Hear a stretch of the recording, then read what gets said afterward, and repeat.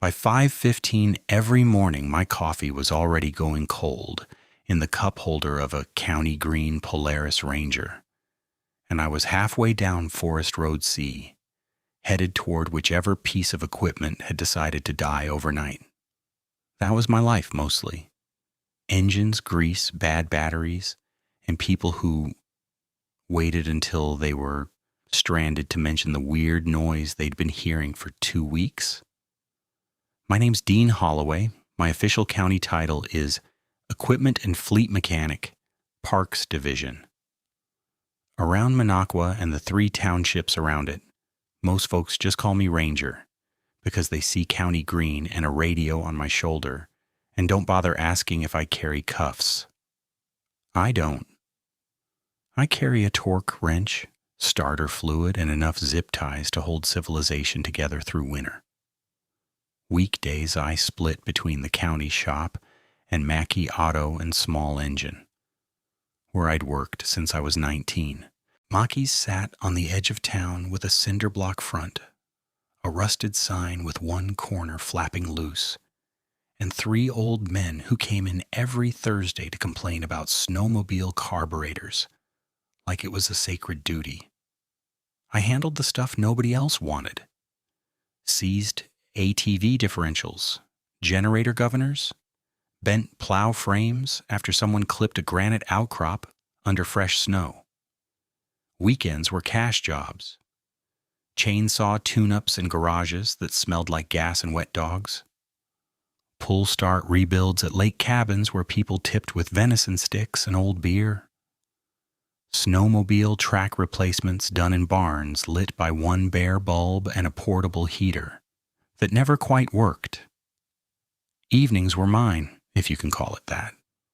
I drove 12 miles out from town, then another 3 on county forest access roads, and ended up at the old cabin my grandfather left me when he passed. It sat on 40 acres of mixed pine and tamarack, with an old hand pump well and a buckled porch that listed an inch lower every spring thaw. Half-mile west was a small lake where loons called around dusk. North was county forest all the way to a bog line. Nobody bothered naming. People hear cabin in the woods and imagine peace. Most days, they're right. My peace just looked like stacked firewood, clean filters, and a dog snoring by the stove while I wrote maintenance notes in a spiral notebook. The dog's name is Moose, which made sense if you'd ever seen him from behind. He was a mutt from the shelter, part shepherd, part maybe hound, part stubborn furniture. He followed me everywhere unless thunder rolled, and then he acted offended at the sky. I'd inherited the place at 32 and spent the first year fixing things my grandfather had patched with wire and willpower. I straightened the chimney cap, replaced 2 sill plates, ran a proper breaker panel so I didn't have to choose between lights and microwave. I put in motion floods on the corners because black bears had a habit of using my trash barrels as gym equipment. By Northwood standards, I was living lucky. Land, skills, no landlord, enough work that I could turn some down. The county contract came after a ranger unit blew a transfer case on a holiday weekend. I fixed it in a gravel lot with borrowed tools and a jack that sank 6 inches every time I moved it. After that, Parks started calling me direct. Gate motors, emergency generators at trailheads, winches on rescue sleds. If something with a piston had to run in weather that made your eyelashes freeze, I touched it, which meant I knew every gate code and chain lock in county forest, including the ones on Trail 7. Trail 7 ran east-west through mixed timber and old beaver meadow, cut by a narrow ravine with a footbridge that should have been replaced 10 years ago. By day it was popular. Hikers in summer, hunters in season, snowshoe traffic once things froze right. By sunset, it emptied out quick. mostly because there was nothing out there but dark and cold and 2 bars of cell service if you stood on a stump. My routine around there was boring in the best way. Monday, south gate check, hinge grease, latch alignment. Wednesday, bollard battery test and camera sweep. Friday, run the generator at the warming hut whether anyone needed it or not. Because machines that sit die. I liked boring. Boring keeps people alive. I had a younger sister, Tara, in Rhinelander, 2 kids and a husband who sold insurance and believed in updating your life, by which he meant convincing me to move somewhere with sidewalks. Tara called every Sunday and asked if I was eating vegetables, if I'd considered dating anyone not covered in sawdust, and whether I planned to keep that spooky old cabin forever. I always told her yes, and mind your business. At Jensen's Bait and Tackle, where half the county went for minnows and gossip, people knew me as the guy who could get your outboard running in 15 minutes and would still tell you to replace the fuel line before it killed you on the lake. I wasn't much for stories. I listened more than I talked. If somebody said they'd seen lights in the bog, I asked what time and what direction before I said anything else. That was me then, practical, to the point of being annoying, according to Tara.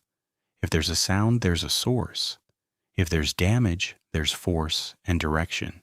If something feels wrong, check weather, check tracks, check whether humans are being idiots. It was late October when the first thing bothered me, and it wasn't a sighting. It was the silence. Not quiet. Northwood's quiet has texture.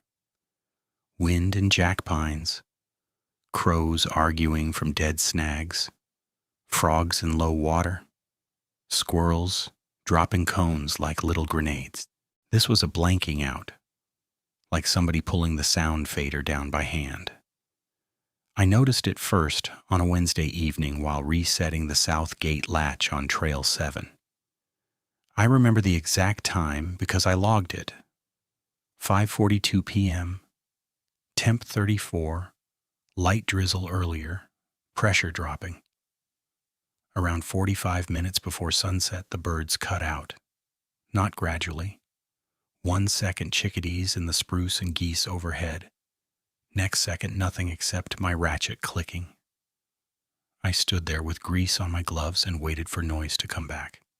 It didn't. Not for maybe 6 or 7 minutes. Then one crow called once from far off, and normal sound bled back in, thin and hesitant. I chalked it up to weather front movement. Animals get weird when pressure changes. You can feel storms in your knees. They feel them in their bones. 2 days later, I was running ATV trail markers north of 7 and saw deer tracks crossing every side path except the main corridor. Fresh sign everywhere else. Doe, yearling, even a heavy buck set near the old cedar line. But where they should have crossed Trail 7, they split and angled around it. Not one set cut through the middle stretch. That made me stop. I crouched, measured stride length out of habit, watched how multiple trails funneled wide as if avoiding a washout that wasn't there. You get avoidance behavior around active wolves, sure, but this looked like a boundary, like they'd decided as a herd to root around one invisible strip of ground. I radioed in and asked if DNR had recent wolf movement reports near the beaver meadow. Negative. No den activity flagged. No depredation calls. Nothing unusual except one black bear seen near dumpsters by the west lot. Practical explanation. Maybe somebody had been baiting illegal and pushing animals around. Maybe a poacher had set snares dumb and left human scent heavy enough to reroute traffic.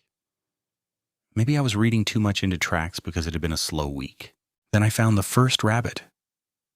It was just off the service road near marker 7B, half under fern dieback.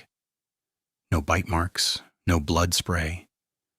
Rib cage caved in like it had been stepped on hard. Fur matted but not torn. There was a drag line in pine needles for maybe 8 feet, then nothing. No body part cache, no scat, no feather scatter like raptor strike. I stood over it too long, annoyed more than scared. Predation usually has logic. This looked like damage without feeding. Could have been farm dog, could have been coyote playing rough, then spooked off. Could have been vehicle strike and scavenger movement. I told myself all of those in order while bagging a few tufts of fur because I'm the kind of person who can't let go of bad data. 3 days later, second rabbit. Same crushed thorax. Same drag line ending clean. Different location, same corridor, west of Trail 7. That night I mentioned it at Jensen's over a coffee that tasted like burnt pennies. Old man Kroll laughed and said, "Dean's got city nerves now. Next he'll be reporting haunted chipmunks." "Just asking if anyone's seen spotlighting after dark," I said. Deputy Lenhart was there buying jerky and heard me. He shrugged. "If you want me to close a trail, I need more than bad vibes and dead rabbits." I didn't say close it. "You're thinking it." He wasn't wrong.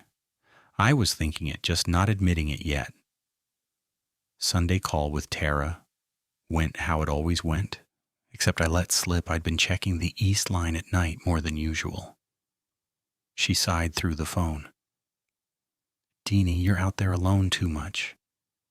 Grandpa filled your head with those old wood stories, and now every sound's a warning." "Grandpa filled my head with how to sharpen a chain and not point a rifle at your own foot. And also that thing about the trees going quiet means go home." I didn't answer that, because he had said that more than once. Moose answered it for me 2 nights later. I'd come back late from a generator call. Wind had knocked power at the north warming hut and pulled into the cabin drive around 8:10. Clear sky, hard stars, frost starting to silver the grass. Moose usually blasted off the porch as soon as he heard the truck, skidding around like his legs were optional. That night he came down the steps, stopped dead at the bottom, and stared at the east tree line. "Go on," I told him, tossing a piece of jerky toward the path, where he usually did his business. He flinched at the throw, like I'd snapped a branch. Didn't go. Hackles up from shoulders to tail, low growl he only used when bear scent was fresh. I grabbed a flashlight and swept the edge. Pine trunks, wood pile, old rain barrel, nothing moving. Moose backed up onto the porch without turning his head. "You're being dramatic," I said, mostly to hear a human voice. He refused to leave the porch for 10 minutes, then refused dinner until I set the bowl inside the door. "Bear," I told myself. Late season boar passing through. Maybe wolf scent drift. Dogs read chemical stories. We don't. Doesn't mean monster. Next day I checked culverts along 7 for carcass snagging, looked for illegal bait piles, and walked the shoulder where kids sometimes dumped gut piles in hunting season. Found nothing but old tire tracks and 2 beer cans frozen into mud. By then the silence had become a pattern. Not every evening, but enough. Roughly 40 to 50 minutes before sunset, a dead band of sound around Trail 7's middle mile. You'd be hearing normal forest noise, take 10 steps, and it dropped out like stepping into insulation. I started writing it down in the same notebook as torque specs and filter changes, because that's what I do when something doesn't fit. Date, time, weather, wind direction, moon phase, if visible. Maybe I thought numbers would tame it. They didn't. The week it tipped from odd to wrong, we had a wet cold front come through, and then a clear dusk with low sun making everything copper. I was at the south entrance replacing a bent latch plate some tourist had clipped with a trailer. Easy job. Drill new holes, set bolts, test swing. I was on my knees tightening the bottom nut when the woods went silent so fast my ears rang. Not one bird call, not a squirrel.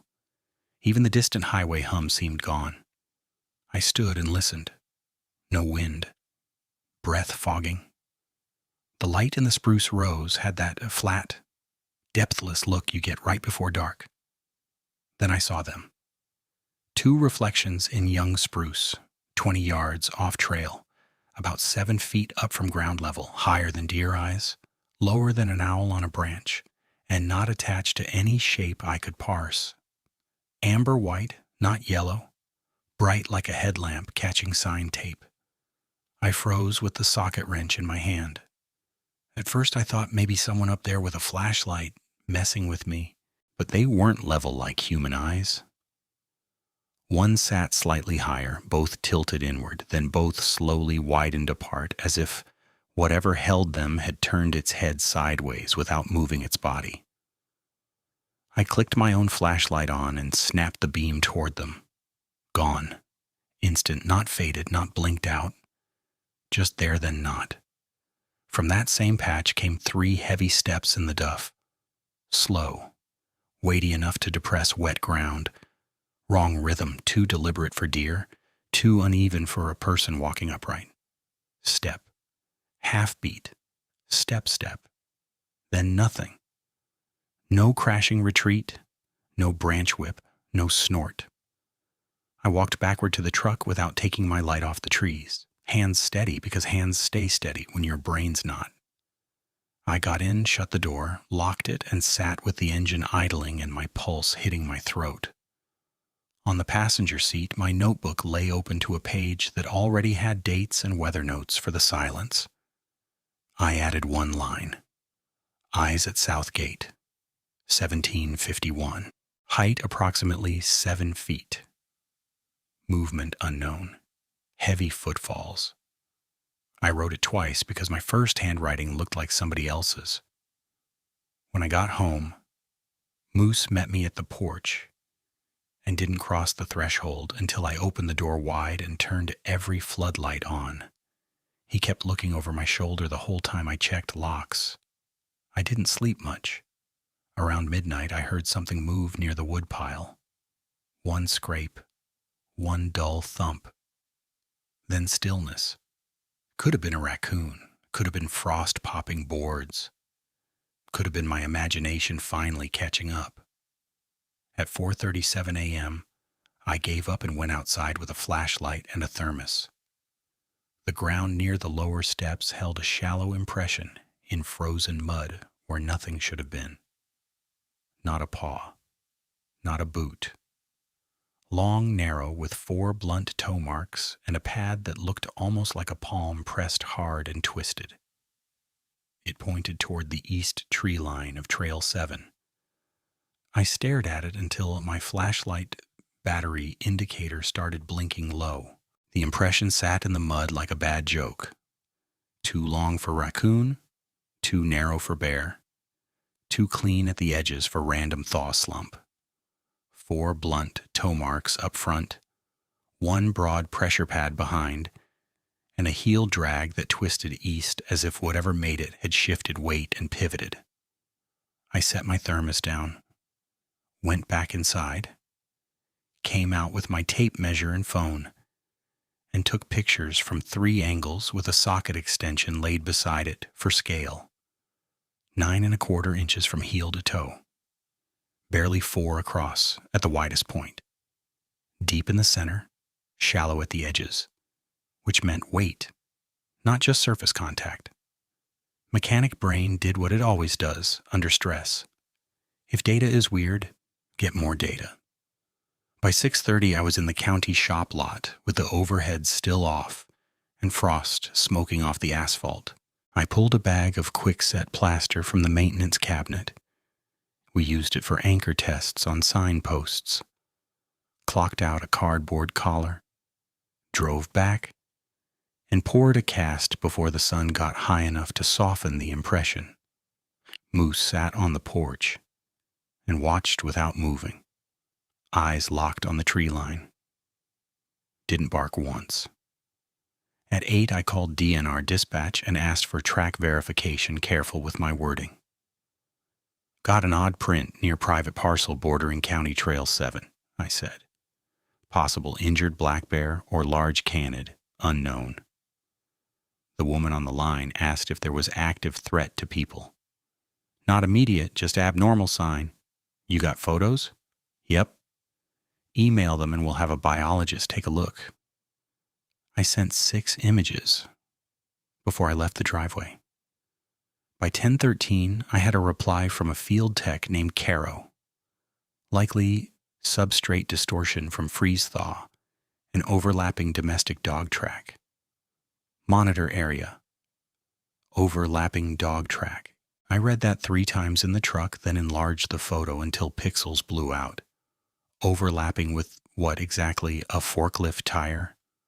But I'd asked for practical and got practical, and maybe practical was right. Mud lies, light lies. Tired people lie to themselves without knowing it. So I started stripping possibilities down one by one.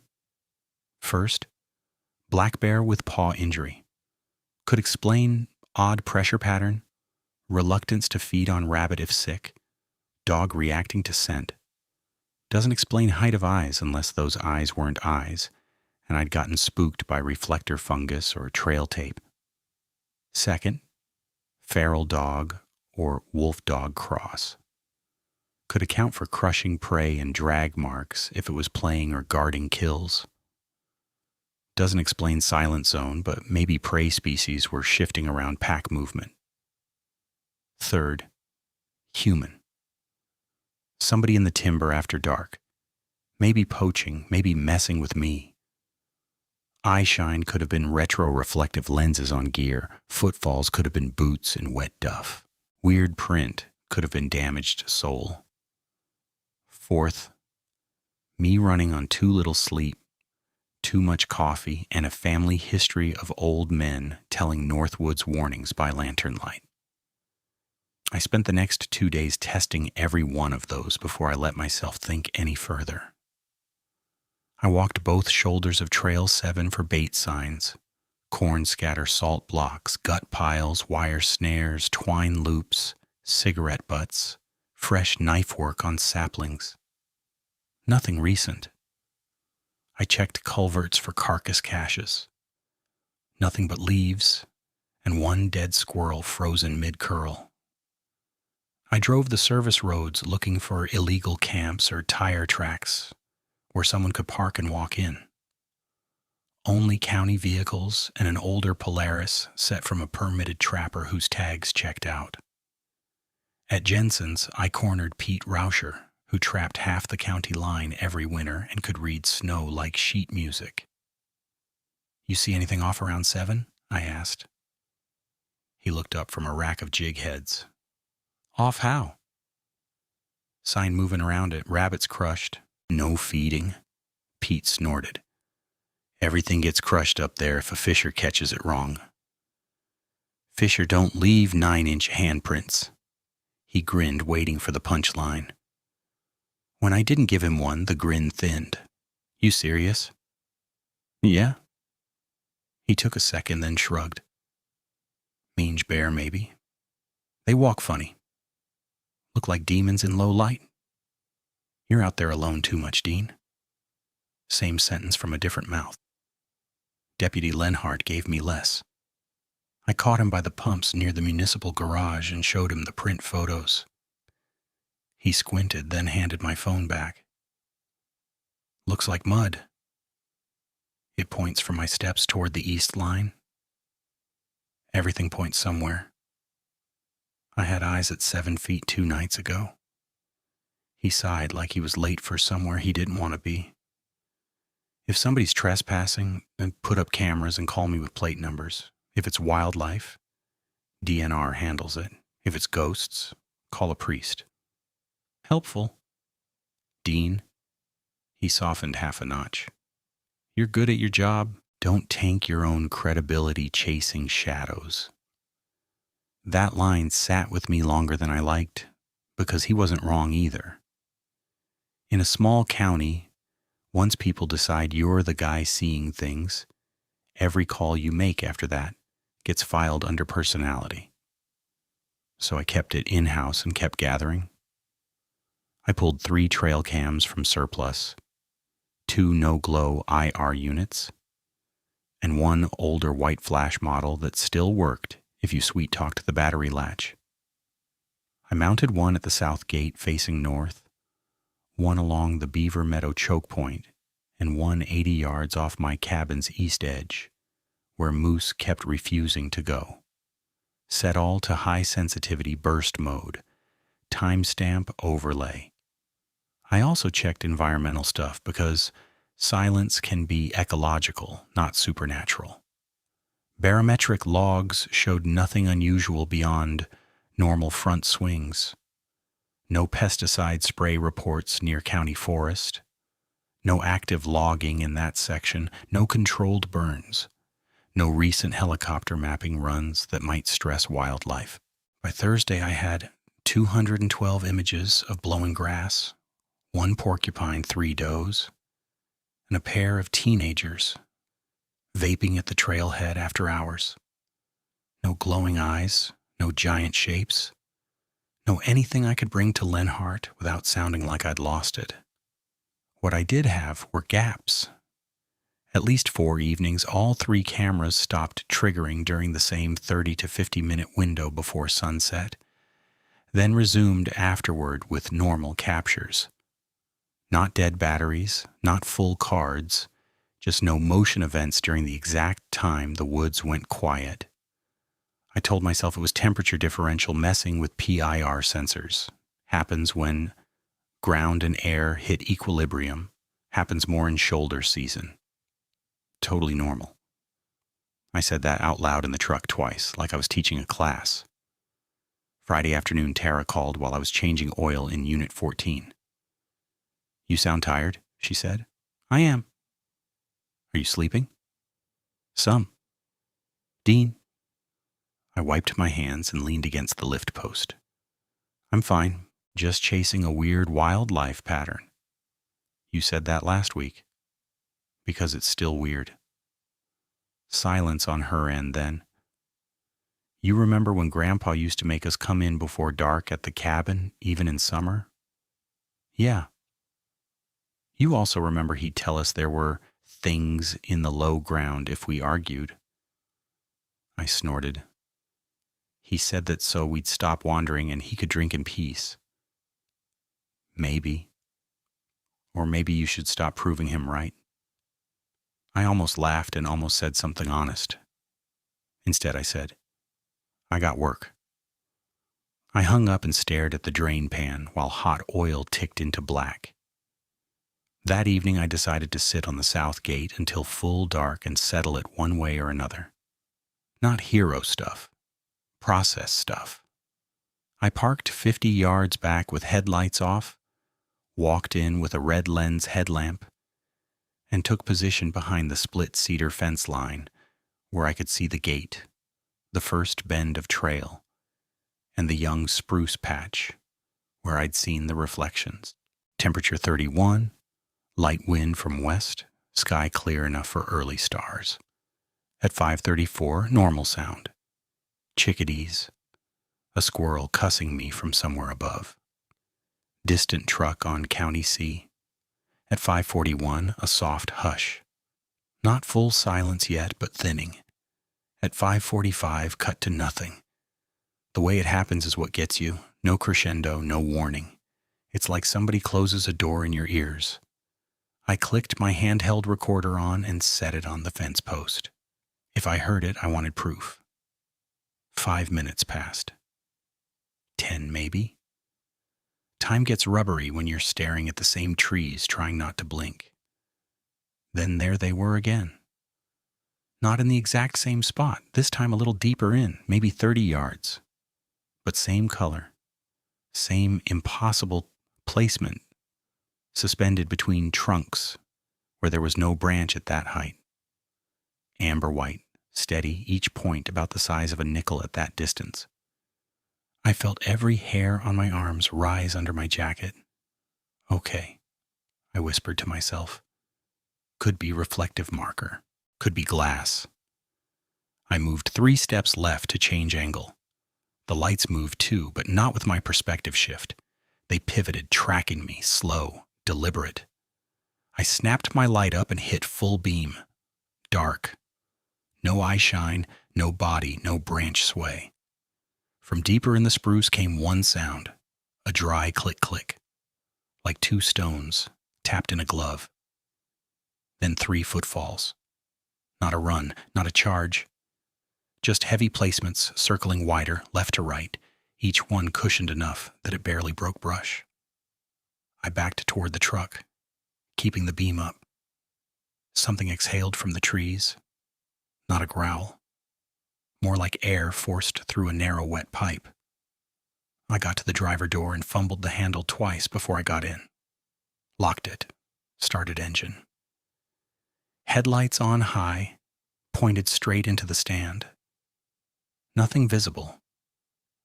I sat there with both hands at 10 and 2 like I was taking my driver's test, breathing through my nose because my mouth had gone dry as wool. After maybe a minute, I forced myself out again, because denial needs evidence and fear hates evidence, and walked up with the beam sweeping low. I found impressions in duff where weight had pressed needles flat in ovals too long for deer and too deep for a person in normal boots. No clear edges, no print I could cast. Just pressure marks and one broken spruce whip about 6.5 feet up. I measured the break with my tape anyway. Back in the truck, I played the audio recorder through my phone jack. 8 minutes of my own breathing and zipper noise. Then silence. Then faint and far 3 low impacts and 1 dry click that might have been branch snap, if you wanted it to be. I wanted it to be. By the time I got home, I had a complete, rational explanation built and polished. Somebody was in there with reflective lenses, maybe poacher scouting movement windows. Footfalls were human plus echo. Click sound was dead wood shifting in cold. Moose's behavior was because he smelled stranger scent near the cabin. I repeated that, while making dinner and again while checking locks, and again while lying awake with Moose pressed against the bed frame, eyes open toward the hallway.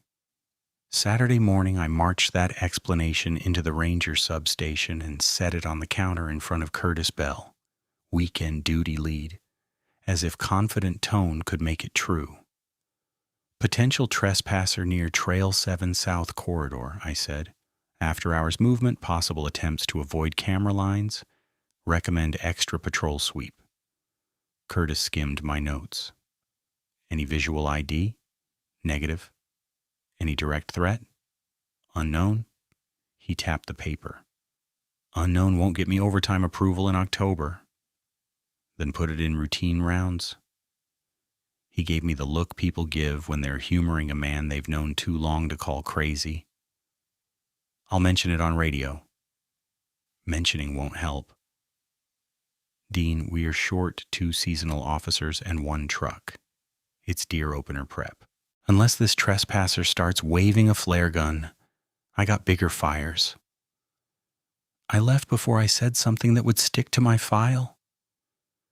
By then I was running on 4 hours of sleep in 2 days, and the kind of adrenaline that makes your hands shake only when you stop moving.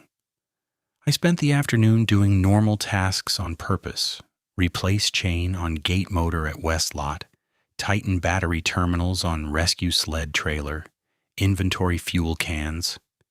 Because routine is gravity. Routine keeps thoughts from floating off into stupid. It almost worked. Then Sunday night laid a half moon over fresh crusted snow, and I had to run a marker check through the old Beaver Meadow stretch of Trail 7 because one of the posts had gone missing again. Could have waited until morning. didn't. I took the Polaris instead of my pickup because it could thread tighter, parked at the south pull-off, and walked in with a pole bundle over my shoulder. Snow squeaked dry under boots. Sky clear, temperature dropped hard. Moon bright enough to cast blue shadows in open ground. The meadow sits like a shallow bowl between alder bands. In winter, when snow crusts, it turns into a silver plate with dark timber walls on both sides. Beautiful in daytime. At night, it looks like an exposed throat. I was halfway across the south edge when the quiet came down. No wind in cattails, no owl, no distant highway this time at all, just my boots and my own breath. I told myself to finish the marker and leave. I set the replacement post, tamped once, checked plumb with my phone level, and looked up because something in my peripheral had changed. At first I thought it was a shadow from passing cloud. Then it moved. From alder shadow on the far side, something crossed the moonlit strip in one continuous line. Too smooth, too low in front and too high in back. Then the whole profile shifting mid-stride like it could rearrange its posture while moving. Long torso, shoulders narrow, hindquarters riding high, then dropping as it reached the pine edge. It passed behind the old marker post near the footbridge approach, the one I installed myself 2 summers earlier, and knew for a fact stood 6 feet from base to cap. Its back rode above it, not by inches, by enough that my brain refused the scale and tried to resize the world around it instead. I didn't move, couldn't. Pole in one hand, headlamp off, moonlight making everything knife sharp. At the pine wall, it paused, broadside for maybe 1 second. I saw no detail, just a cutout of wrongness. Neck too long for bear, 4/4 too elongated for wolf, tail either tucked tight or not there at all. Then it folded down behind deadfall without a single crack of branch. That was the part that broke me more than the size. Something that big should make noise. I stood in that meadow until my fingers went numb through gloves. Then I walked backward 3 steps, turned, and went out the way I came without running, because running in crust snow at night gets you hurt fast. Every 20 yards I looked over my shoulder. Nothing followed. Nothing needed to. At the truck I sat with the door open and dry heaved, once into the snow, mostly from adrenaline. On the drive home, I built another explanation, because that's what I do when facts don't fit. Bear with severe mange and spinal deformity, light distortion from moon angle, drifting snow creating false leg lines. Maybe 2 animals overlapped in motion and my brain stitched them into one. Maybe I was watching a deer leap behind a bear, and panic did the rest. Maybe. By the time the cabin lights came into view, I almost believed it again. Almost. Moose was on the porch when I pulled in, rigid and silent, breath steaming in little bursts. He didn't come down to greet me, he didn't bark. He stared past my headlights into the east trees and made that low, motor idle growl in his throat. I killed the engine and sat there, with my hands on the wheel, until the ticking in the manifold stopped. Nothing followed, I told him as I got out, like I needed him to sign off on it. He backed to the door. Inside I checked every window latch, then checked them again. I left the kitchen light on, then the mudroom light, then all 4 exterior floods. Even though power rates were climbing, and I usually lectured everybody else about waste. I set my boots by the stove and opened my notebook to add 1 more entry under the moonlit silhouette. My pen hovered over the page and wouldn't move. I could write measurements all day long. I could write torque values from memory. I couldn't find a clean mechanical word for moved, like it changed shape while walking. I slept in clothes with the bedroom door open so Moose could come and go. He didn't. He planted himself against the threshold facing the hallway and stayed awake until dawn. Monday came in wet, gray, and mean. By noon, rain had turned to sleet that rattled off the shop roof like handfuls of BBs. By 4, the roads were skin gloss, and everybody with sense was headed home early. I tried doing the same. The drive out to the cabin was 35 minutes of white-knuckle steering and wipers losing the fight. Spruce branches bowed low over the access road, dumping half-frozen slush onto the windshield and sheets. Twice I thought about turning around and sleeping on a cot at the county garage. Pride is dumb. Habit is dumber. I kept going. By the time I pulled in, my coat was soaked through at the shoulders, and Moose had already started pacing inside before I got the key in. The floods came on with motion, smearing pale light through sleet, each flake a bright streak. The world beyond 20 feet was black and moving. I fed Moose early, towel-dried him even though he wasn't wet, and put a cast-iron pan on the stove I never ended up cooking with.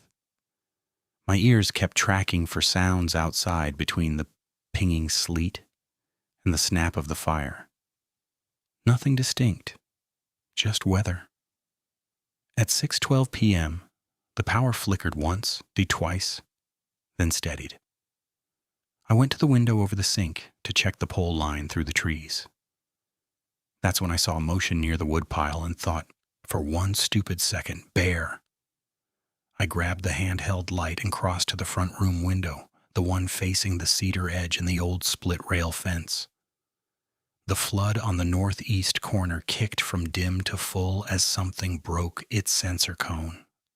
It stepped through that light for less than 2 seconds, maybe closer to 1.5, and those seconds are burned in me clearer than my own face.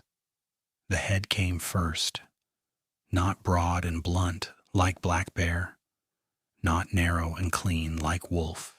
A tapered snout, yes, but the upper lip was too flat, almost human in the line from nose down to mouth. Not a muzzle built for tearing, a face built for testing. Then the forelimb reached and wrapped a cedar trunk, not a paw. Fingers? Long, dark, hand-like digits, knuckling around bark with a flex I've only seen in primates and men gripping pipe wrenches. Blunt, black nails at the ends, thick and squared. Not claws meant for slicing. Its fur was plastered by sleet in dark clumped plates over shoulders and ribs with lighter streaking along the side of the neck. Pale, almost silver gray in the floodlight, like scar tissue under wet hair. It pulled itself uphill in a movement that made my stomach drop. The wrist rolled too far inward, then outward, like a joint with extra range or a broken angle that had healed wrong. Hind legs hit and recoiled with knees that seemed to bend backward and forward in the same cycle. Mechanical impossibility in living muscle. It turned just enough to clear the cedar, and one eye caught the light. Not amber this time, not yellow. Opal white in the sleet, reflective and depthless, like polished stone with no pupil. Then it was behind the woodpile and gone. I don't remember backing away from the window. I remember realizing I was on the floor against the couch with Moose pressed to my chest so hard he was hurting me. I remember my own heartbeat slamming in my ears like somebody pounding a shop door. I remember trying to breathe through my nose and tasting metal. Primal fear isn't cinematic. It's ugly and practical and immediate. Bladder tightening, hands numb, vision tunneling to exits and tools, and whether the deadbolt is thrown. I crawled to the mudroom, grabbed the 12 gauge from above the washer, and then just held it because I knew a shotgun slug solves exactly one category of problem. And this might not be in that category. I chambered anyway. I set 3 road flares on the counters. I turned off every interior light except one lamp in the back room so the windows wouldn't mirror me. For 20 minutes, maybe 40, I moved room to room, checking angles like I was doing a security sweep in somebody else's life. No impact on the doors, no scratching, no charge. At 7:03, the east flood tripped again. I killed my breathing and watched through a half-inch gap in the curtain. Nothing visible in the cone. Just sleet slanting hard and wind shoving cedar tips. Then, from the dark beyond the woodpile, that dry click-click exhale, lower than before, followed by a soft pressure on the porch step that made old lumber creak once and settle. It knew where the house ended. Moose snarled from somewhere I'd never heard before in him. Not warning. Hatred. Whatever was outside stayed there another minute, maybe 2. And then I heard 3 descending footfalls into the yard. And no more. I did not sleep. I sat at the table with the shotgun across my knees and watched the windows bleach from black to gray. At first light, I went out. Along the side wall beneath the kitchen window, 4 vertical streaks cut through sleet crust and mud at shoulder height. Not claw rakes, smears, as if something with broad, blunt tips had rested there and pushed off. By the cedar, I found a fresh impression in slush. Long, narrow foretoes, pad like a palm. No maybe left. I brought the plaster cast, the new photos, and every ounce of composure I had to the substation at 9. Curtis was off. Superintendent Halverson was in, sleeves rolled, reading budget sheets that looked like they'd offended him personally. Hal was ex-military, practical, and allergic to drama, which is probably why we got along. "You look like hell," he said before I sat down. "Thanks." "You bring me another broken gate motor?" I put the cast on his desk. Then the print photos. Then 3 stills from my flood cam that caught only blur and one pale streak where the neck had been. He didn't laugh, didn't dismiss. He looked for a long time, jaw working. "What am I looking at?" he asked. "Something not in our field guide? Could be mange bear." "Could be," I said. "Mange bears don't put hand marks on kitchen siding." He leaned back, rubbed his face. "You want closure authority on 7? I need species and threat level." "Threat level is yes." He gave me a hard stare, weighing whether I'd crossed from credible to cracked. I forced myself to slow down. "I'm not asking for press release. Add a temporary dusk advisory, hazardous wildlife activity, no species named. Buy us time." He drummed fingers once on the cast. "You file this officially, you understand where it goes. DNR, Sheriff, then everybody decides whether Dean Holloway needs vacation." "I know." He stood, took the cast, and set it in a cabinet instead of the trash. "I can give you enhanced caution signage and ask deputies for extra sweeps," he said. "No closure yet. Not without incident on public user." "Public user? Translation?" "Not until somebody else sees it." I nodded because I needed him as an ally, not an argument. On the way out, he said, "Don't be out there alone after dark." I almost said, "Too late." By then it had shifted from sightings to pattern. At home that evening, my porch toolbox was open, though I knew I'd latched it. A 17-millimeter socket sat on the top step, centered upright as if placed. Could have been vibration. Could have been me forgetting. Could have been nothing. The next morning, Moose's chew rope was missing from the mudroom. I found it 30 yards into the east line, draped over a low branch at about chest height. Wet but not chewed, not dragged by a fox, just hung. That afternoon, one of my trail cams at the cabin edge stopped transmitting. I walked out to check and found the strap intact, buckle fastened, camera body gone. 10 feet away in fern dieback sat the camera, lens cracked, battery door open clean, SD card missing. You can tell random damage from intentional handling. This was handling. I started locking everything: truck, shed, fuel cabinet, even my chain binders. Didn't matter. 2 nights later, I came in from stacking wood and found the interior mudroom door open 6 inches. Deadbolt still thrown, outer door still shut. No pry marks, no broken glass. Maybe I hadn't pulled it tight. Maybe old jams swell from damp.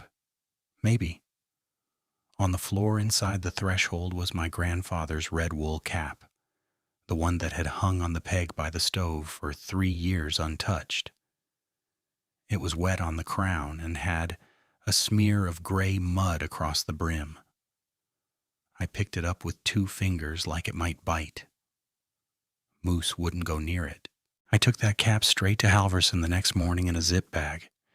He looked at the mud, looked at me, and said, "Anyone else with a key to your place?" "No." "Any chance your sister came by?" "She'd call first, and she hates my driveway in dry weather." He nodded. "All right. Off record, get somewhere else for a few nights."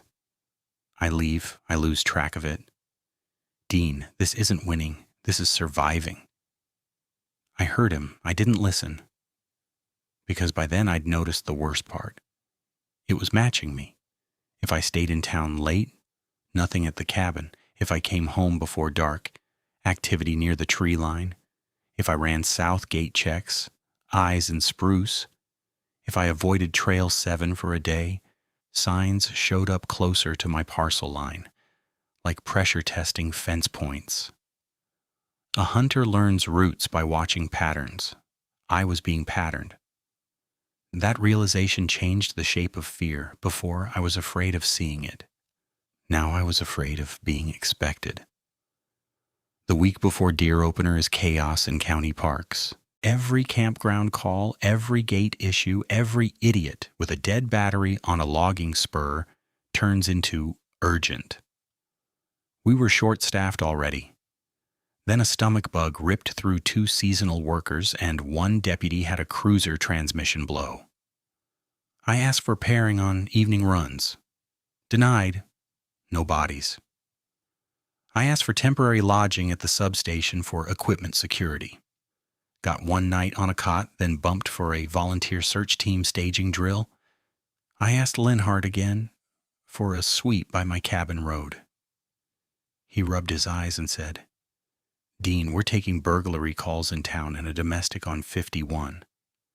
I cannot stake out your dog toy mystery." It took a camera apart and kept the card. Then maybe your local teenage genius wants YouTube content.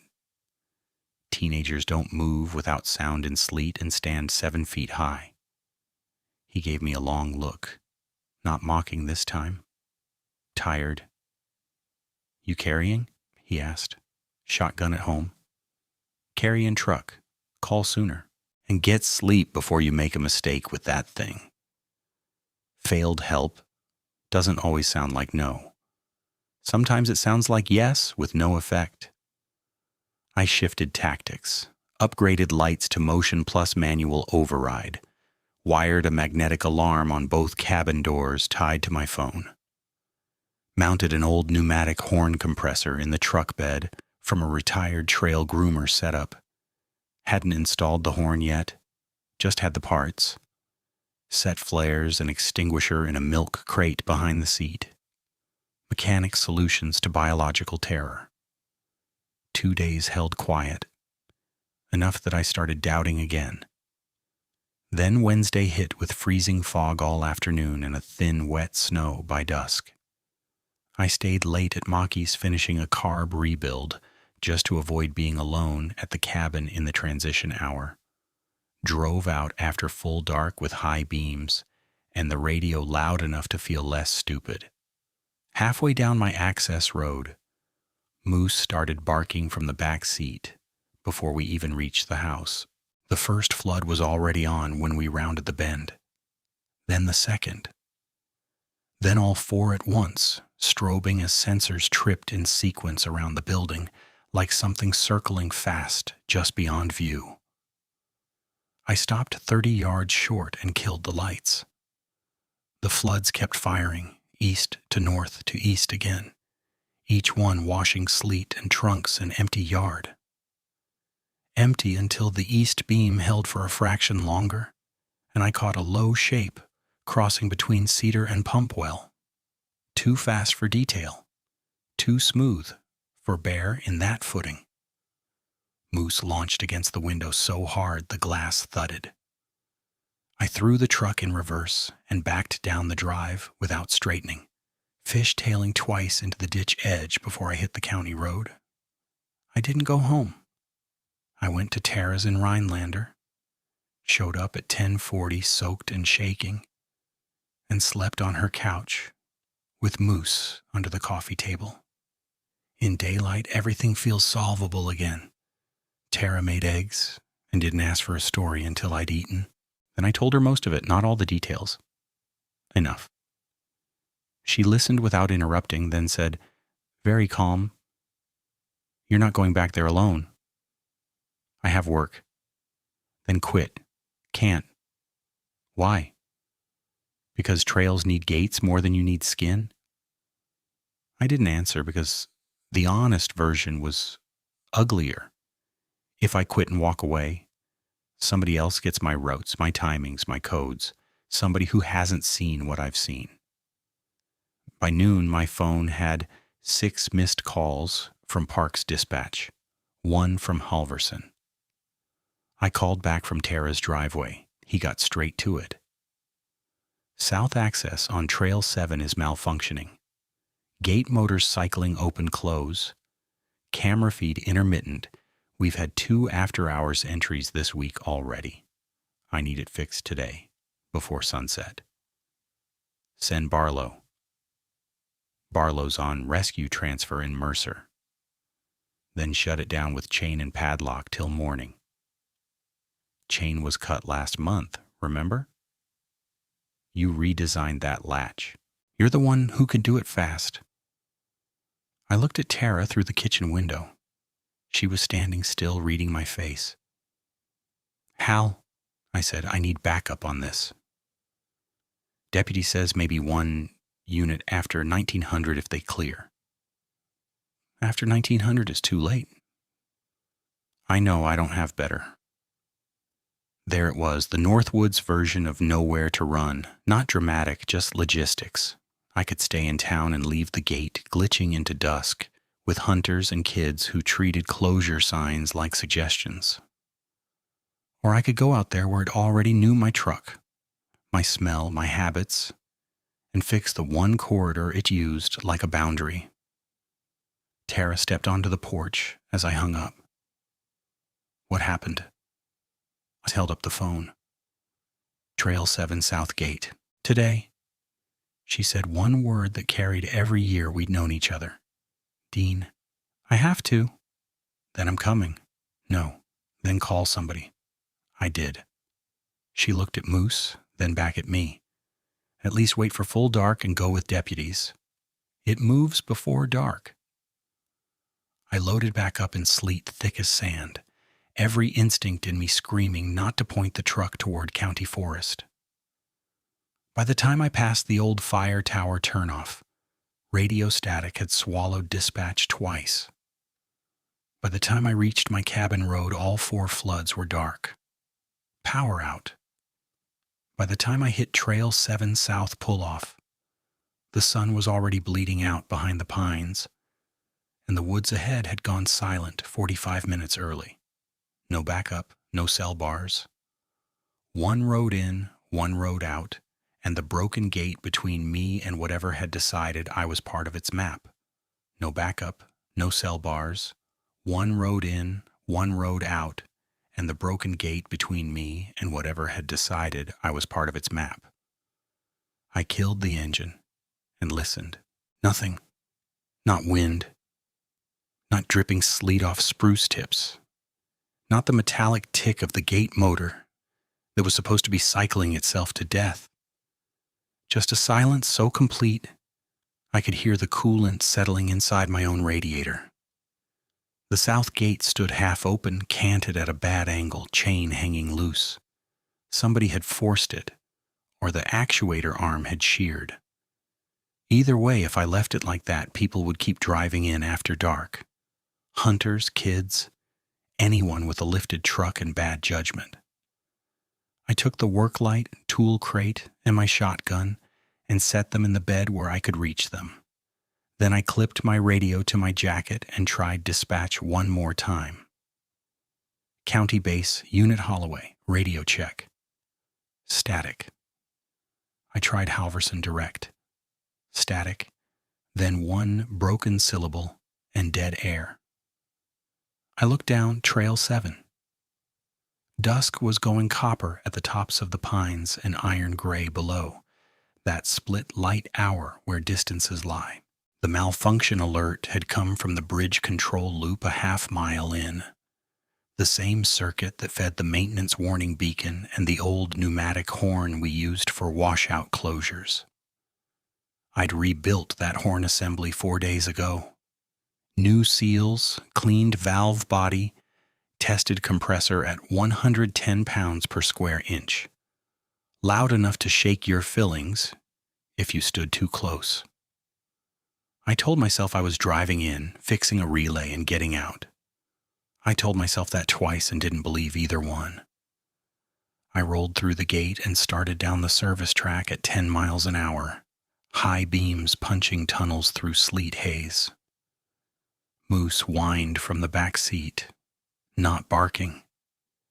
Just that thin, anxious sound like air leaking from a tire. At marker 7B, he crawled onto the floorboard and stayed there. The beaver meadow opened ahead, a shallow, pale strip between dark timber walls. Beyond it, the footbridge crossed the ravine, a steel-framed pedestrian span with timber decking and waist-high railings, built in the 80s and patched ever since. County trucks weren't supposed to use it. Maintenance rigs could nose up to the south approach, where the control cabinet sat on a concrete pad. I eased down the grade. Then it stepped into my high beams. I hit the brakes hard enough to throw Moose into the back of my seat and slam my ribs against the steering wheel. Pain went white hot under my sternum. For half a second, all I saw were headlights filling with moving fur and wet skin. It stood broadside on the bridge, decking like it owned the span. Length of a large black bear. Maybe a little longer, but taller at the shoulder by a margin my brain hated. Its spine rose in uneven ridges, hump to dip to hump, as if sections had healed from old breaks wrong. Pelvis narrow. Hindquarters high set, forearms overlong and heavy, hanging lower than any canid, ending in those hand-like fronts I'd glimpsed at my cabin. 5 digits this close, not 4, each tipped with blunt black nails thick as socket extensions. Its head was where everything stopped making sense. Canine snout line, yes, but shortened through the face. The mouth seam pulled too wide and too flat at the top lip, giving it a primate look around the muzzle. Eyes set forward enough to feel focused, not side-mounted prey spacing. Fur lay in wet plates over the neck and shoulders, peeled apart at the flanks, where scarred gray skin showed through in long patches like old burn tissue. Pale streaking ran from jaw hinge, down, both sides of the throat. Steam lifted off it in the cold. It turned its head toward me without moving its feet. Those opal white eyes took the full beams and gave nothing back but stone shine. Then its mouth opened. No roar, no bark. A deep clicking exhale rolled out, like river stones knocking in a metal pipe. My hands came off the wheel and went right back on by reflex. Mechanic brain snapped in 'cause panic doesn't fix anything. Problem: large, aggressive unknown on single lane approach. Constraints: no backup, no comms, darkness incoming. Assets: truck, fuel, light, sound, fire, one narrow choke point. I threw the shifter into park and locked my door, then unlocked it again 'cause locked doors don't stop what I was looking at. It took one step toward the south end of the bridge. Deck boards flexed under the weight with a low wooden complaint. I grabbed the shotgun, racked once, aimed through the windshield, and stopped. A slug might hurt it, might not. Worst case, I wound it and turned retreat into charge. I set the gun on the passenger seat and went for what I trusted: tools and systems. The creature dropped its head, sniffed the air, and took another step. Nails clicked on wet planks. I yanked the hood release, shoved my shoulder against the door, and got out fast, using the open door as a partial barrier. Cold air hit like a slap. I ran to the front, popped the hood, and dug in the crate, mounted behind the grill for my aerosol starting fluid. Behind me, the clicking breath came again, closer now off the bridge rail. "Back," I heard myself say, voice rough and useless. "Get back." It didn't charge. It watched. That was worse. I snatched a road flare from the bed, cracked the cap, and struck it on the rail edge. It sputtered red, then flamed hard. Chemical smoke bit my throat. I stepped to the center line at the bridge mouth, raised the starting fluid can, and hit the trigger through the flare. Fire leapt out in a 6-foot sheet, bright orange-white, roaring between the railings. Heat hit my face and curled the hair on my glove backs. The creature recoiled fast, forelimbs pulling in, head jerking up, body angling away with a whip flex through the spine. It made a new sound then, a dry clatter from deep chest, not pain exactly, more shocked protest. "Yeah," I yelled because yelling kept me moving. "You hate that. Good." I pulsed another burst. Flame wall again, shorter this time, enough to block the center approach. The bridge deck smoked where droplets of ether burned out. It withdrew 3 long steps, then stopped halfway down the span, broadside again, eye fixed on me, not fleeing, reassessing. I had seconds before it tested around me through the ditch line or over the rail. The maintenance cabinet sat 10 feet left of the bridge approach, green steel box on a concrete pedestal. I sprinted to it, flare in one hand, can in the other, and keyed the lock with fingers that slipped twice. Door open. Inside, breaker panel, relay pack, and the pneumatic horn control I'd rebuilt. Battery backup live light. Green. I slapped the manual horn switch. For one dead heartbeat. Nothing. Then the compressor kicked, and the horn detonated across the ravine. An industrial metallic bellow in long, pulsing blasts that punched the air hard enough to rattle the cabinet door against my shoulder. Not a siren wail. A freight train throat call. The creature flinched like it had been struck. Head snapped sideways. Ears, small, laid back, almost hidden in wet fur, flattened hard. It dropped low, forelimbs splayed, then spun with a boneless speed that made my stomach drop and launched off the bridge rail into the timber, clearing distance no body that size should clear. Brush exploded once. Then silence swallowed everything again except the horn, still blasting. I kept the horn down through 3 full pulses, maybe 4, while I backed toward the truck without taking eyes off the tree line. Flare burned low in my hand, spitting sparks onto my sleeve. Moose was barking now, frantic and hoarse. "Easy, easy," I muttered to him, to me, to no one. I killed the horn. The sudden quiet rang, no movement on the bridge, no eye shine in the ditch. Just smoke threads lifting from singed deck boards and the sweet chemical stink of ether and flare compound mixing with wet pine. I got in, slammed the door, threw the truck into reverse, and backed up slow at first.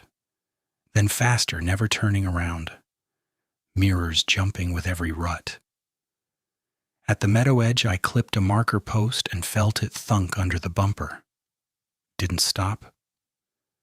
At the south gate, I bailed out, chain shaking in my hands so badly I missed the hasp twice. I got it through, snapped the padlock, and wound an extra binder chain around both leaves for good measure. Then I opened the power pedestal beside the gate and killed the trail light breaker bank so nothing down corridor would glow and lure anybody curious. Dark dropped hard and immediate.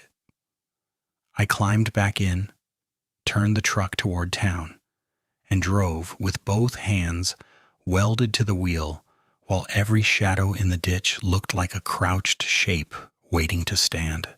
I don't remember most of the drive to the substation. I remember passing the old quarry sign. I remember a deer at mile marker 12 staring at me like I was the thing out of place. I remember missing the keypad at the substation door twice because my fingers wouldn't land where my eyes said numbers were. Inside smelled like wet boots, printer toner, and old coffee. I made it 3 steps past the entry mat and sat down hard on the concrete floor with my back against the wall. Couldn't feel my hands. Couldn't unclench my jaw. My forearm was wet and dark, and I thought for a second it was fuel until I looked and saw a long slice from wrist toward elbow where I'd raked myself on the hood latch. Dean? It was Lila, volunteer EMT, there for an after-hours first aid class. She dropped her clipboard and crouched in front of me. "Hey, look at me. You hurt bad?" "Cut. Ribs maybe bruised." My voice sounded like gravel. "Need Hal." She yelled down the hall for towels and a kit, then took my wrist and pressed gauze hard enough to make stars pop in my vision. "You smell like a lawnmower on fire." "Starter fluid. What happened?" I laughed once, sharp and wrong. Trail 7 happened. She wrapped my forearm while someone, maybe Curtis, maybe one of the volunteers, took the shotgun from my truck and set it in the lock cage. Somebody else handed me water. I spilled half of it trying to drink. When Halverson came in, he took one look at me and sent everybody else out without a word. He shut the office door. Talk, I did, start to finish. Gate, bridge, fire, horn, size, hands, eyes, click breath. Every detail while it was still hot and ugly in my head. He listened without interrupting. Pen still in his hand, not writing yet. When I finished, he said, "You got photos?" I held up my phone with fingers that shook. I'd snapped 4 frames on reflex during the first flare burst. Blurry, overexposed, but enough. One showed the shape broadside on the bridge before flame bloom washed it out. Another caught the forelimb and nails over rail height. The last showed scorched planks and a print in thawed mud by the cabinet edge that looked sickeningly like a hand. Hal exhaled slow through his nose. "Okay," he said, "we do this right." He called Lenhart, called County Dispatch, called DNR after-hours line. By midnight, we had 2 deputies and a game warden at Trail 7 South, with portable floods and enough skepticism to fill a courtroom. They found the scorch marks exactly where I said, black fan pattern between the railings. They found deck impressions too long and deep for deer. They found 2 fresh prints in mud at the cabinet pad that matched my cast pattern. Long, narrow, 4 blunt front toes, palm-like rear pressure. One deputy quietly stopped joking. Nobody found a body. Nobody found hair worth bagging in the sleet. By 2:30 a.m., we were back at substation filing incident packets, while my wet coat steamed on a chair and I kept turning every time the HVAC kicked on, because the vent noise sounded like that click breath for the first half second. I didn't sleep that night, or the next day, or the night after that. 36 hours easy, maybe more, body running on burnt wire and coffee. Every time I closed my eyes, I saw it standing broadside in my high beams, impossible and detailed. At 8:10 Monday morning, I sat at a county-issued desktop and opened an incident report template. Type, Wildlife Encounter / Public Safety Hazard Location, County Forest Trail 7, South Bridge Approach. Reporting Party, Dean Holloway, Equipment and Fleet Mechanic cursor blinking. Hands steady now, finally. I wrote, large, unidentified aggressive wildlife, probable diseased bear/wolf hybrid behavior. I hated every word and chose them anyway. If I wrote what I saw in plain language, hands, posture shifts, eyes like stone, I'd lose the room before line 3. The report would get tagged stress reaction, archived, and ignored by anyone who mattered. So I gave them what bureaucracy can process: size estimate, behavior profile, deterrent methods used, physical evidence locations, hazard recommendation. Hal read over my shoulder once, said nothing, and initialed the bottom. Then he closed the office door and said, "Off record. Tell me the parts you left out." I did. He set my printed bridge stills beside the plaster cast on his desk and rubbed a thumb along the cast's toe marks. "I can't put this in a public memo." "I know. I can put this," he tapped the official report, "in front of commissioners and not get laughed out." He drafted the notice himself. Temporary sunset closure. Trail 7. Due to hazardous wildlife activity, Trail 7 is closed from sunset to sunrise until further notice. No species named. No photos released. No quote from me.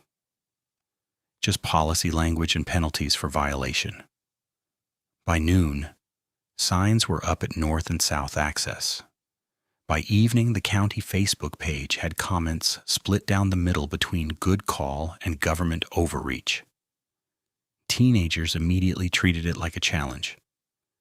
Hal asked deputies for targeted sweeps, and we added lock checks to my route. Quietly, he told me, "Mystery helps us. If we say bear, kids come looking for bear. If we say nothing, maybe they stay home." He wasn't wrong. 2 weeks after the bridge incident, I sat in a folding chair at the County Conservation Trust office with Tara on one side and a stack of deed paperwork on the table. I sold 38 of my 40 acres to the trust under habitat easement with restricted public access. Kept the 2-acre parcel around the cabin structure and well. The trust director, a woman named Elise, with wire-rimmed glasses and a voice like dry leaves, slid the map toward me. "You sure you want to retain this section? Most people divest entirely after a traumatic wildlife event." "I'm sure."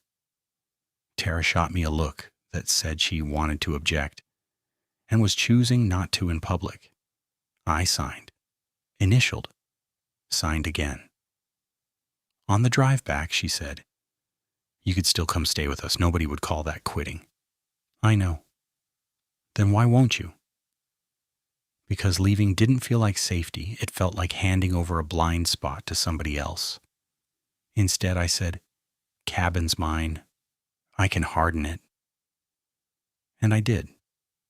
Steel shutters on every ground floor window, powder-coated brown so the place didn't look like a bunker until they came down. Reinforced door jambs with long throw plates. Motion floods upgraded to overlapping zones with no dead angles. Remote alarm tied straight to dispatch through a cellular booster and backup battery bank. Trail cams doubled, all lockboxed, all encrypted cards. I even buried conduit for a perimeter trip line that only alerted my phone. At work, I cut my hours at Maki's and took full time with Parks so I could control maintenance windows, gate checks, and after-hours response routing around Trail 7. Torque specs and radio traffic became therapy. If I could plan it, I could survive it. I stopped hunting at dusk, stopped running trap lines, stopped pretending I was fine being alone in that corridor after sundown. New personal rule: no solo field work in the Trail 7 sector after civil twilight, not once violated. Hal backed me on policy. Quietly, without fanfare, we made the sunset closure permanent at the next seasonal safety review. I designed a new bollard and lock system with recessed housings and tamper alarms that sent instant pings if somebody tried to cut chain after hours. Deputies loved it because it reduced stupid calls. Hikers hated it for a month, then adapted. At Jensen's, reactions split. One of the regulars cornered me by the coffee pot. Heard you shut a whole trail over one spooky coyote. Hazardous wildlife activity, I said. So what did you really see? Hazardous wildlife activity, he snorted. You used to be more fun. Still not a campfire act. Some people apologized for laughing early on. A trapper who'd mocked me that first week handed me a thermos one morning and said, I was wrong to mouth off. Others drifted off when I wouldn't give them monster details for entertainment. Lenhart changed in a smaller way. He stopped joking. One night while we were checking a lock together, he said, I still don't know what it is, but I believe you saw it. In this county, that counts as a speech. Tara stopped asking me to sell. She started bringing groceries every Thursday, produce, dog food, whatever was on sale, and pretending she was just in the neighborhood, which she never was. The first time she saw the track cast in my mudroom and the bridge still printed at full size on my workbench, she went quiet for a long minute. Okay, she said finally, voice thin. I get it now. Moose never went back to normal around the east tree line. He'd do his business in the west yard and come straight in. At night he slept against my bedroom door like a living doorstop, one ear always up. After the hardening upgrades and closure enforcement, the cabin interference stopped in any confirmed way. No more opened camera housings, no removed SD cards, no moved tools, no relocated personal items. We logged the earlier tampering sequence as a closed incident set under the new controls, pending only new verifiable evidence. Present day, my alarm goes off at 4:45, coffee at 5:15, shop by 6, logs by 6:30. Routine is medicine. I still drive County Green, still answer to ranger in parking lots and bait shops, even though my badge says, it's equipment and fleet mechanic. Most days are ordinary again. Hydraulic leaks, dead batteries, frozen latches, paperwork nobody appreciates until something breaks. Trail 7 is open sunrise to sunset, closed hard at dusk. If I can, I close it myself. Tonight the sky is clear and brittle, late January cold that makes snow squeak like styrofoam. I'm at the south gate at 4:38 p.m., breath ghosting in my headlamp beam while I run the checklist. Bollard locks seated, sensor loop green, camera feed active, signage visible, breaker cabinet sealed. Two college kids in brand new snowshoes come up as I'm chaining the gate. "Hey, we're just doing a quick out and back," one says. "We've got lights." "Trail closes at sunset," I say. "We'll be fast." "Doesn't matter." The taller one points at the sign. "Hazardous wildlife activity, like what, wolves?" I meet his eyes and give him the line we settled on 2 winters ago. "Large predator movement and unstable night conditions near the ravine. County policy is no entry after sunset." He hesitates. "Seriously?" "Seriously." They trade a look, then shrug and head back toward the lot. I watch until their taillights are gone. Then I listen. At 4:52, the woods begin to thin out. Chickadees stop first. Then the little branch noises. Then even the crows quit arguing. Silence slides down the corridor like cold water. I don't need to see anything anymore to respect it. I finish the chain, tug test twice, and log closure time. On the way to the truck, I glance toward the young spruce, where I first saw those impossible eyes years ago. Nothing there tonight but trunks and shadow. I still get the dreams sometimes. Bridge planks shining wet. Horn shake in the air, that shape turning its head without moving its feet. I still wake with my jaw locked and moose pressed against the bedroom door. But fear can be harnessed if you give it work. So I work. I check gates twice. I carry flares. I keep the horn serviced.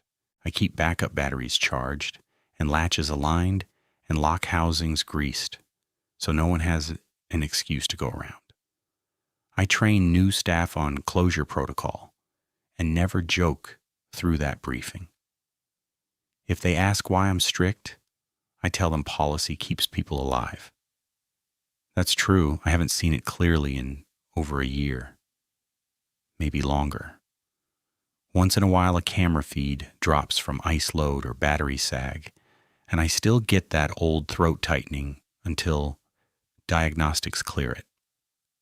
Once last fall, on a windless evening, I heard that stone-click exhale from somewhere beyond the east rail and went very still until it passed. No headlines, no TV crew, no official species box checked, just a trail that closes at sunset and stays closed. People still ask why. Some want a spooky story. Some want to prove they're tougher than rules. I give them the official line, same every time. Then I stand there and make sure they turn back.